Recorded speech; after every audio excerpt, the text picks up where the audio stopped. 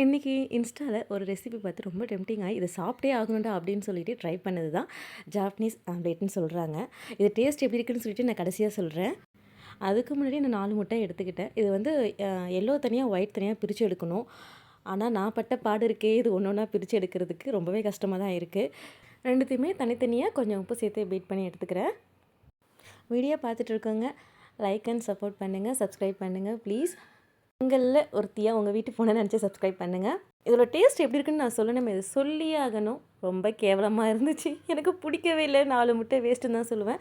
இதை கண்டிப்பாக வீட்டில் யாரும் ட்ரை பண்ணாதீங்க. அழகாக ஆனியன் கட் பண்ணி ஆம்லேட் போட்டு சாப்பிட்டு போயிடலாம். போடுறது எல்லாமே கரெக்டாக வந்துச்சு, அதை திருப்புறதுக்குள்ளே நான் பட்ட பாடு இருக்கே, ஐயோ ராமா அப்படி தான் சொல்லணும். அந்த டைமில் ஃபோன் கால் வந்து வீடியோவும் கட் ஆகிடுச்சு. ஒரு வழியாக திருப்பி எடுத்துட்டேன்.